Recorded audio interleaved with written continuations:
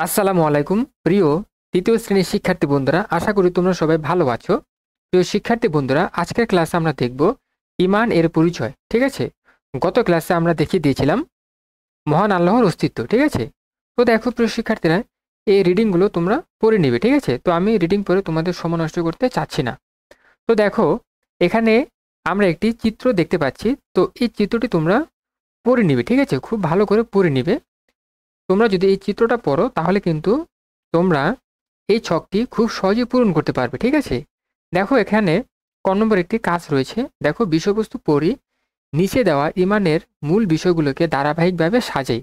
এখানে দেখো, আমরা মোট 7টি বাক্য দেখতে পাচ্ছি এলোমেলোভাবে।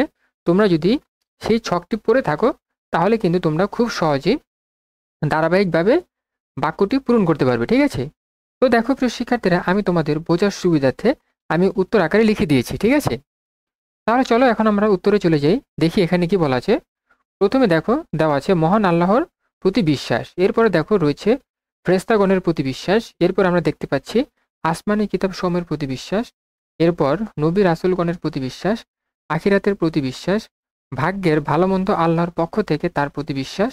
এরপর রয়েছে মৃত্যুর পর পুনরুত্থানের প্রতি বিশ্বাস। ঠিক আছে, তো প্রিয় শিক্ষার্থীরা, এই বাক্যগুলো কিন্তু তোমরা এই চিত্রে এটা ভালো করে পড়ে নেবে। ঠিক আছে, আমি আবার বলছি, এই চিত্রটা ভালো করে পড়ে নেবে, তাহলে কিন্তু তোমরা খুব সহজেই এই ছকটি পূরণ করতে পারবে। ওকে, আচ্ছা, এরপরে দেখো আমরা দেখতে পাচ্ছি খ, ইমানদার ব্যক্তির 5টি ভালো কাজের তালিকা তৈরি করি, কাজটি দুজনে মিলে করি।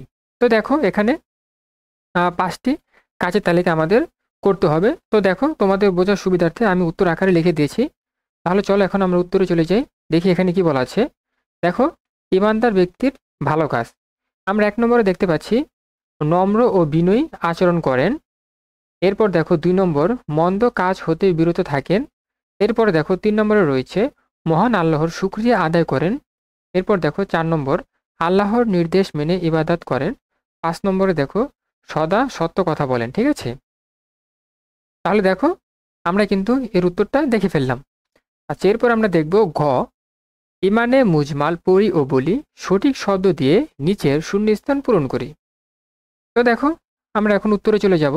দেখি উত্তরে কি বলা আছে। দেখো, আমান্তু বিল্লাহি, এখানে ড্যাশে তোমরা বিল্লাহি শব্দটা লিখে দিবে।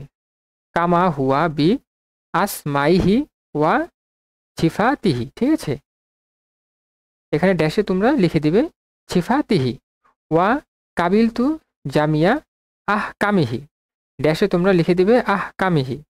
এরপর দেখো ওয়া আর কানিহি। ঠিক আছে, তোমরা এটা লিখে দিবে।